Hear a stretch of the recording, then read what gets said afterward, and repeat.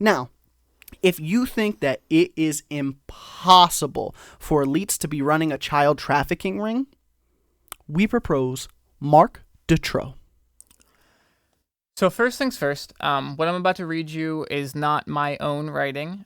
It is from a Reddit post. And the original Redditor that posted this, you can't find his name, saw a couple of people repost it. But the reason I wanted to read this is because essentially it boils down the information to the best of the ability. And I looked, so anything I couldn't find proof on, I took out. And I added a couple things that I found that did happen. So Marc Dutroux was born in Belgium in 1956. He was twice convicted of kidnapping and raping underage children. The first time was in 1989, and the second time occurred in 1996. He served only 3.5 years of his 13-year sentence because he was released on good behavior. Less than 10 years later, he was arrested again for the same charge. Different victims. In the second round of charges, he was convicted of kidnapping, torturing, and abusing victims, some of them to the point of death. So what I'm about to tell you from here on out comes from the statements made by the surviving victims, called the X-Files, because they didn't want to release their names, so they did like X1, X2, X3. Those are how they identified their witnesses. And Marc Dutroux himself, my man, confessed, gave out some information. So Marc confessed to kidnapping, raping, drugging, torturing, and filming children for many years. He also claimed he was doing it on the behest of political elites who financed his career as a professional tracker. Not only did this political elite finance his efforts, they made specific requests of him. Sometimes they requested specific types of children. They were called party favors, and he was asked to deliver kids of certain age, sex, and race. Sometimes they requested specific means of torturing the children to fulfill their desires: orgies, satanic rituals, including sacrifices, and torture games. Kind of leads into the adrenochrome thing. And sometimes they even requested he film certain influential people engaged in these acts for use later as blackmail. He claimed many of his customers and financiers were world leaders. This was not a stretch of the imagination because he lived in Belgium, where the EU and NATO headquarters were located. This statement was also corroborated by victims who were able to identify specific politicians. Anika Lucas was one of his victims who testified against him. She claims that she was 6 years old when the cleaning lady hired by her mother sold her to a pedophile network in 1969. Her claims were extraordinary. She was 6 years old when she was forced to participate in her first orgy, which included wearing an iron dog collar and eating human feces. She would actually be delivered back to her parents from time to time. However, her parents themselves were complicit in the crimes and also always sent her back to the abusers. Torture included being strapped to a butcher's block that was used to execute other children. Other victims were forced to torture her for hours as part of their initiation. She was considered attractive, and that made her preferred by her abusers. She claimed that she tried to use that to her survival advantage to the best of her ability, but by age 11, she had become so broken that she was slated to be executed and disposed of. She said she was saved when one of her abusers negotiated for her freedom. That abuser would later sit as a defendant in the trial. Other witnesses and victims would soon come forward, the X1, 2, 3, 4s that I was talking about, describing such things as black masses, with children and adult sacrifices taking place in front of the observers and participants, which included prominent politicians and figures. This would be corroborated by a note found by police at the house belonging to Bernard Weinstein, a man who previously worked with Dutroux, but whom Dutroux had murdered. The letters contain very specific requests for certain types of victims for satanic sacrifices. The letter was signed by a man who called himself Anubis. It turned out Anubis was the high priest of a satanic cult called Abrasa, whose real name was Francis Desmond. Police obtained a warrant and seized computers, documents, mail, actual human skulls, jars of blood, and all sorts of satanic items, but none of this was enough to make an arrest.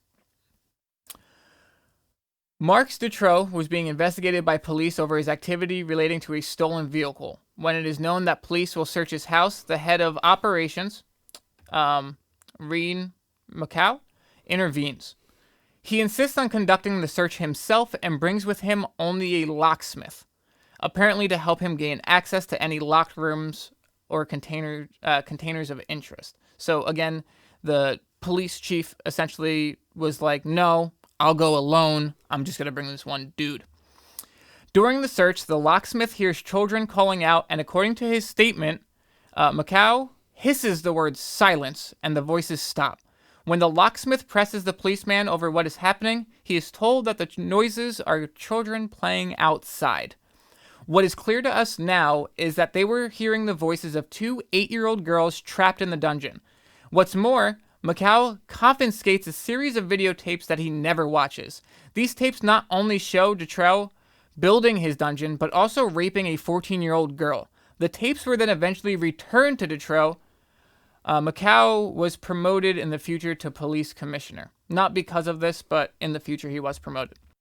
The later leading investigator, Michael Burlett, said that some of the videotapes had disappeared and that he wants to have them all recovered and reviewed. The videos were reportedly stolen after they were returned to Dutroux. In 1999, some of the tapes were finally reviewed. One of them showed Dutroux raping a young woman in Slovakia.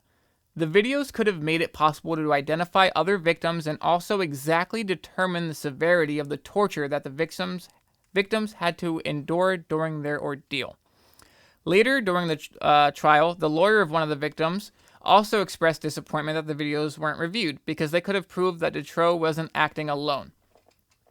With all this evidence, there was also over 6,000 different strands of hair that were found in the basement where he confessed to letting others use it for services with the young girls. But the prosecutor general, Ann Thill, said that there was no network, so there was no need to look for evidence of one. In 1995, Dutroux's mother, his own mother, wrote a letter to the authorities stating that she knew that Dutroux had kidnapped 2 girls and that he was keeping them in his basement.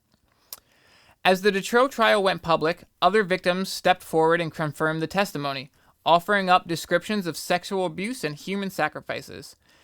They also described hunting parties, where elites would release naked children into the woods to hide, so that the elites themselves could hunt them down and slaughter them. Many of the stories from victims contained so many similarities they were impossible to deny. For example, the hunting parties were often held at castles where victims could not escape and were hidden from the public eye. Those not killed in the hunt were usually chased down later and mauled or killed by Dobermans. All of these victims echoed the testimonies of other, older survivors of ritual satanic abuse from around the world. So it is notable that Dutroux owned 10 homes valued at $6 million. It is also notable that Dutroux was not employed. It is notable that Dutroux received $1,200 per month in public assistance, which is to be believed because he was considered psychologically unable to work and got disability. It is also notable that the documents released by WikiLeaks showed large sums of money in various currencies were deposited into his wife's bank account. It is also notable that those deposits coincided with reported kidnappings and missing children reports. It is notable that before his removal, Judge Jean-Marc Conneray was on the verge of publicly disclosing the names of high-level government officials who had been recognized on the videotapes of sexual torture that took place in Dutroux's dungeon. It is also notable that 20 potential witnesses in the case against Dutroux died without explanation. Some of those people were Regina Long, main and first witness to come forward, described the house in great detail and accuracy. The police team who were in charge of Loaf were removed from the case for fabricating evidence, and Regina was declared mentally incompetent and her file was closed. Christian Konarets, a prisoner who escaped during a court hearing and was found murdered. Bridget Janet committed suicide by ingesting sedatives and alcohol. No autopsy was taken. Herbert Massa, prosecutor in the case, committed suicide with no suicide note. Jose Stepe, police informant, 2 days before scheduled meeting with police, died in a bar with no autopsy carried out.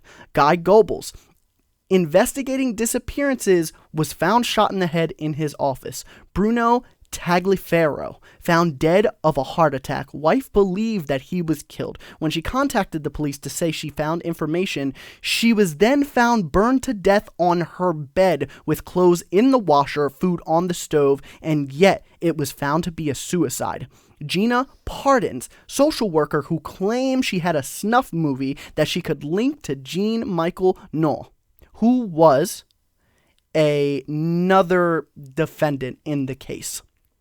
She drove into a bridge pillar at 60 miles per hour. Jean-Paul Tamot owned a garage opposite of Dutroux, claimed he had information, went missing, and the only thing they found was his foot in a river a year later. Francis Rakens, drug dealer who told the police he had information, found dead by being run over by a train. Michael Pirro, local club owner, asked parents of missing girls and wanted to meet and talk with them. He is then shot in his club car parking lot. Simon Poncelet, a policeman, was murdered at a police station. Security camera in the station was conveniently not working at the time. Jose Toussaint, priest who had heard confession of Michelle Martin, was found dead from a heart attack. Now, all of this makes me sick, bro. Mm-hmm. This shit is crazy. But if there's anything that this has proved to me is that the global elites, one, this was definitely a cover-up case. That many people don't go missing. That much evidence is neglected, and police usually don't do their jobs that poorly. Mm-hmm. Usually. But if you're going to say that it's impossible for global elites or anybody for that matter to be running a pedophilia ring because you want to live in a world where these things don't happen, I'm here to break it to you. These things happen. And just in the case of Marc Dutroux, just like Jeffrey Epstein, elites were helping him and then helped cover it up. It is notable that right now Dutroux is in jail serving his sentence of what's supposed to be 25 years, but is on parole this year. His wife also just got out of prison as well, for some sort of I think she took a psychological test, and they said that they let her out because the lawyer claimed that she deserved to have a right of a second life, so she was released in 2020.